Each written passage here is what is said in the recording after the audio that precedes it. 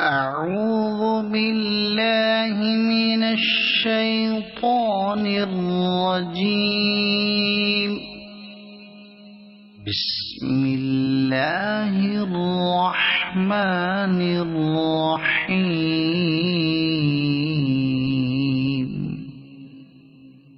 قل هو الله أحد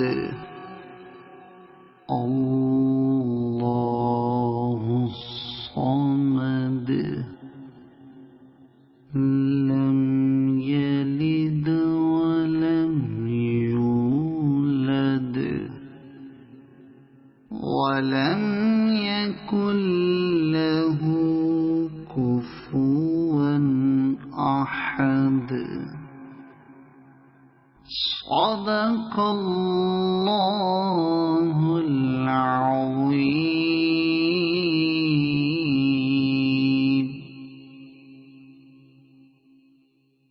حضرت علی رضی اللہ عنہ، اکرمہ اور کعب احبار کا قول، صمد وہ ہے جس سے بالاتر کوئی نہ ہو.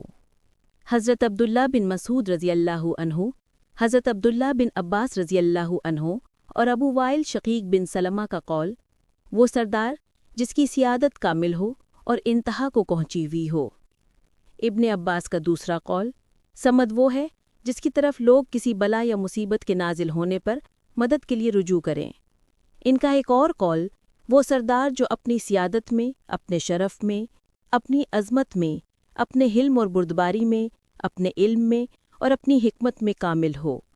حضرت ابو ہریرہ رضی اللہ عنہ، وہ جو سب سے بے نیاز ہو اور سب اس کے محتاج ہوں. اکرمہ کے دوسرے اقوال، وہ جس میں سے نہ کوئی چیز کبھی نکلی ہو نہ نکلتی ہو، جو نہ کھاتا ہو نہ پیتا ہو. اسی کے ہم معنی اقوال شعبی اور محمد بن قعب القرظی سے بھی منقول ہیں. سدی، مطلوب چیزیں حاصل کرنے کے لیے لوگ جس کا قصد کریں اور مصائب میں مدد کے لیے جس کی طرف رجوع کریں. سعید بن جبیر، وہ جو اپنی تمام صفات اور اعمال میں کامل ہو. ربی بن انس، وہ جس پر کوئی آفت نہ آتی ہو. مقاتل بن حیان، وہ جو بے عیب ہو. ابن کیسان، وہ جس کی صفت سے کوئی دوسرا متصف نہ ہو. حسن بصری اور قتادہ، جو باقی رہنے والا اور لازوال ہو. اسی سے ملتے جلتے اقوال مجاہد اور معمر اور مرا الحمدانی سے بھی منقول ہیں. مرا الحمدانی کا ایک اور قول یہ ہے کہ وہ جو اپنی مرضی کے مطابق جو چاہے فیصلہ کرے اور جو کام چاہے کرے، اس کے حکم اور فیصلے پر نظر ثانی کرنے والا کوئی نہ ہو. ابراہیم نخعی، وہ جس کی طرف لوگ اپنی حاجتوں کے لیے رجوع کریں.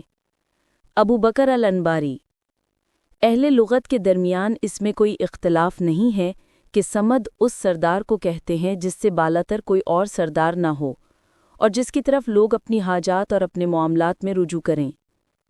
اسی کے قریب الزجاج کا قول ہے، وہ کہتے ہیں کہ صمد وہ ہے جس پر سرداری ختم ہو گئی ہو اور ہر ایک اپنی حاجات کے لیے جس کی طرف رجوع کرے. مشرکین نے ہر زمانے میں خدائی کا یہ تصور اختیار کیا ہے کہ انسانوں کی طرح خداؤں کی بھی کوئی جنس ہے جس کے بہت سے افراد ہیں اور ان میں شادی بیاہ اور توالد و تناسل کا سلسلہ چلتا ہے. اس جاہلانہ تصور سے انہوں نے اللہ رب العالمین کو بھی پاک اور بالاتر نہیں سمجھا اور اس کے لیے بھی اولاد تجویز کی. چنانچہ اہل عرب کا یہ عقیدہ قرآن مجید میں بیان کیا گیا ہے کہ وہ فرشتوں کو اللہ تعالیٰ کی بیٹیاں قرار دیتے تھے. انبیاء علیہ السلام کی امتیں بھی اس جہالت سے محفوظ نہ رہ سکیں.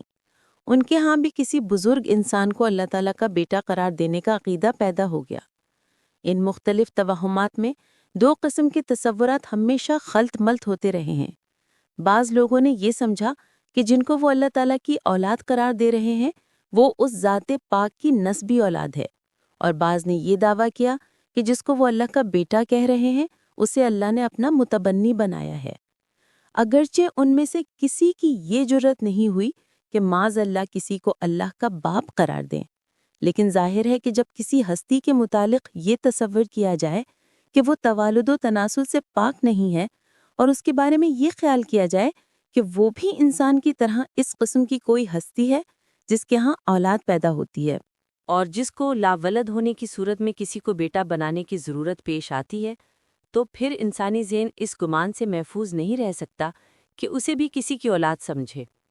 یہی وجہ ہے کہ جو سوالات رسول اللہ صلی اللہ علیہ وسلم سے پوچھے گئے تھے ان میں ایک سوال یہ تھا کہ اللہ کا نسب کیا ہے، اور دوسرا یہ کہ کس سے اس نے دنیا کی میراث پائی ہے اور کون اس کے بعد وارث ہوگا۔ ان جاہلانہ مفروضات کا اگر تجزیہ کیا جائے تو معلوم ہو جاتا ہے کہ منطقی طور پر ان کو فرض کر لینے سے کچھ اور چیزوں کو بھی فرض کرنا لازم آتا ہے۔ اول یہ کہ خدا ایک نہ ہو بلکہ خداؤں کی کوئی جنس ہو اور اس کے افراد خدائی کے اوصاف، افعال اور اختیارات میں شریک ہوں۔ یہ بات خدا کی صرف نسبی اولاد فرض کر لینے ہی سے لازم نہیں آتی بلکہ کسی کو متبنی فرض کرنے سے بھی لازم آتی ہے، کیونکہ کسی کا متبنی لا محالہ اس کا ہم جنس ہی ہو سکتا ہے، اور جب معاذ اللہ وہ خدا کا ہم جنس ہے تو اس سے انکار نہیں کیا جا سکتا کہ وہ خدائی کے اوصاف بھی رکھتا ہے۔ دوم یہ کہ اولاد کا کوئی تصور اس کے بغیر نہیں کیا جا سکتا کہ نر و مادہ میں اتصال ہو اور کوئی مادہ باپ اور ماں کے جسم سے نکل کر بچے کی شکل اختیار کرے۔ بس اللہ کے لیے اولاد فرض کرنے سے لازم آتا ہے کہ معاذ اللہ وہ ایک مادی اور جسمانی وجود ہو، اس کی ہم جنس کوئی اس کی بیوی بھی ہو۔ اصل میں لفظ کفو استعمال ہوا ہے جس کے معنی ہے نظیر، مشابہ، مماثل، ہم رتبہ، مساوی۔ نکاح کے معاملے میں کفو کا لفظ ہماری زبان میں بھی استعمال ہوتا ہے، اور اس سے مقصود یہ ہوتا ہے کہ لڑکا اور لڑکی معاشرتی حیثیت سے برابر کی جوڑ ہوں۔ بس اس آیت کا مطلب یہ ہے کہ ساری کائنات میں کوئی نہیں ہے، نہ کبھی تھا، نہ کبھی ہو سکتا ہے، جو اللہ کے مانند یا اس کا ہم مرتبہ ہو، یا جو اپنی صفات، افعال اور اختیارات میں اس سے کسی درجے میں بھی مشابہت رکھتا ہو۔